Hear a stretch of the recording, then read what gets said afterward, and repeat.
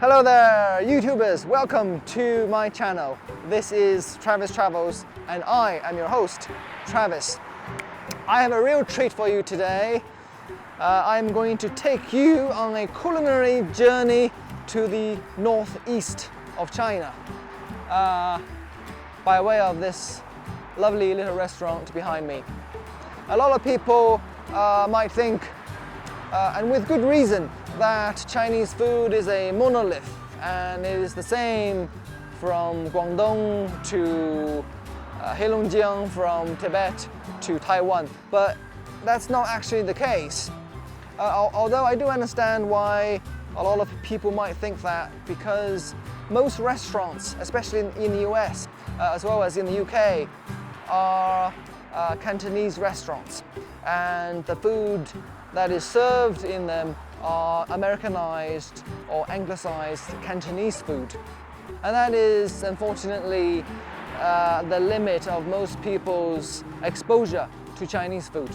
However, depending how you categorize it, Chinese food comes in dozens of varieties, and they can be very different one to another.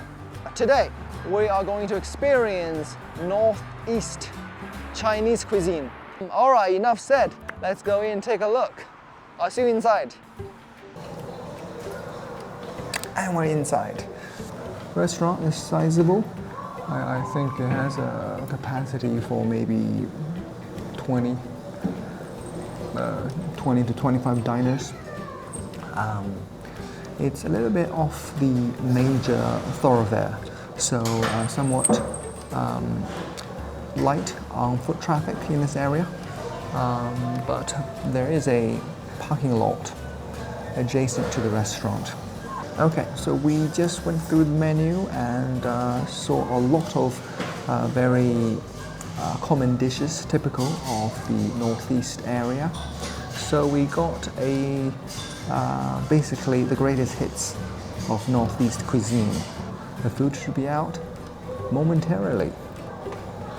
I grew up with this cuisine, so coming here is potentially dangerous for me and those around me, because if the food turns out to be inauthentic, I'm liable to get rather angry. So for my safety and the safety of those around me, hopefully cooler heads will prevail.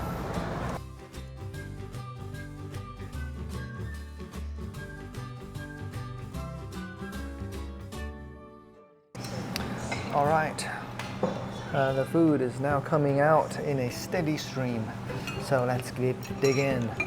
So the first dish is a salad dish. This is a very traditional dish, one that you would find in every mom and pop hole-in-the-wall restaurant throughout Northeast China.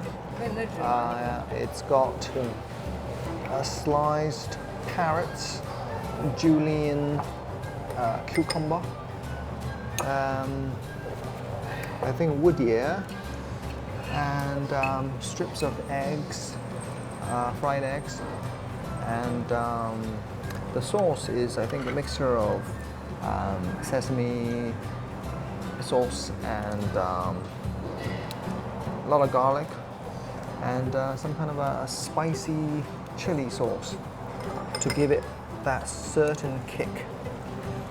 This has a type of, I don't know what you would call it. It's made from mung beans. And it's somewhat translucent.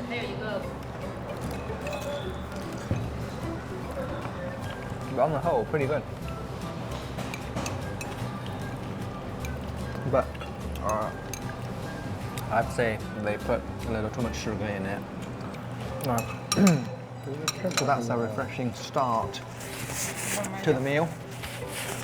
Now let's move on to the next dish, which is it's called disanxian, eggplant / aubergine for our British viewers, potato and green pepper. And then together they are heavily fried, as you do. Yeah. This dish is pretty good. Very authentic. Exactly how I remember it.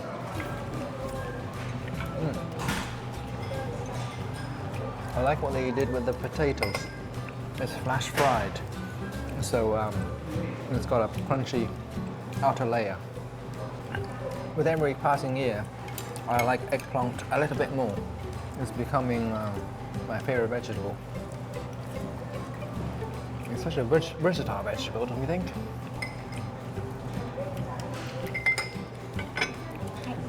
We swiftly move on to our next target, which is this. I guess you would call it pancake. This is okay. This is just exactly what you would expect. It's a mixture of flour, wheat flour and corn flour. Nothing special.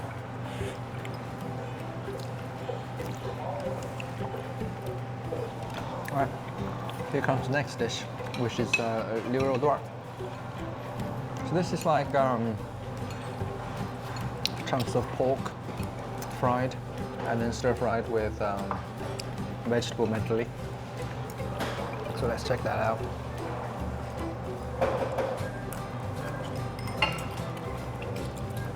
Oh, it's pretty good. I like it. They deep fry this in very, very hot grease, such that it's juicy on the inside and crispy on the outside. Yeah, very good texture. And it comes with carrot slices and green pepper. It's probably the best dish so far.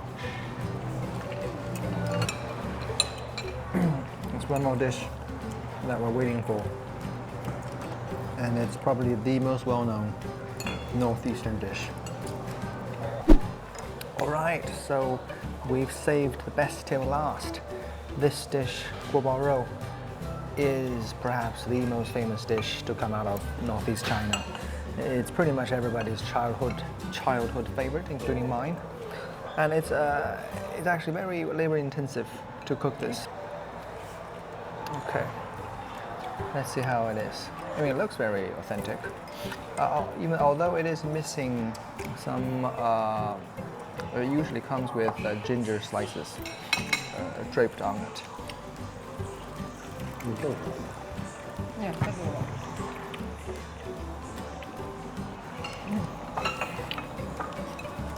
it's not bad.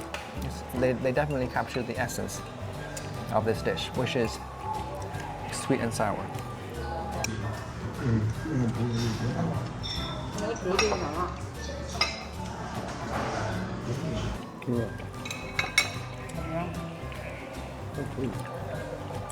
And it's covered with this kind of glutinous substance. I don't know what it is. Maybe it's just gluten.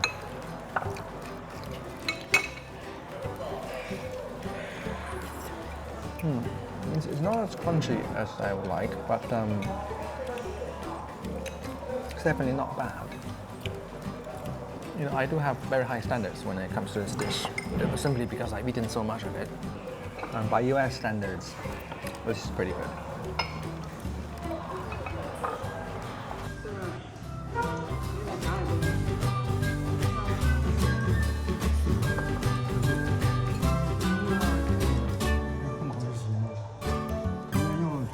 All right, that was a great meal. Really, there wasn't any obvious weaknesses. I am very satisfied with the quality and with the authenticity of the dishes. So all the dishes were pretty good. If you were to ask me at gunpoint which dish was the weakest link, I would say the salad dish. That dish was oversweet, in my opinion. Other than that, all the other dishes tasted and looked exactly as I expected and exactly as I remember them. And not surprisingly, I have in mind a very high rating to the tune of 8.5 out of 10. That's right, ladies and gentlemen, Very rarely do we have a restaurant with that type of rating on this channel, but today we have finally found one, and I am overjoyed. So, thank you for watching. I hope you enjoyed it, and maybe you will too one day experience the taste of Northeast China. Until then, and until I see you in my next video, thank you for watching, goodbye, and good day.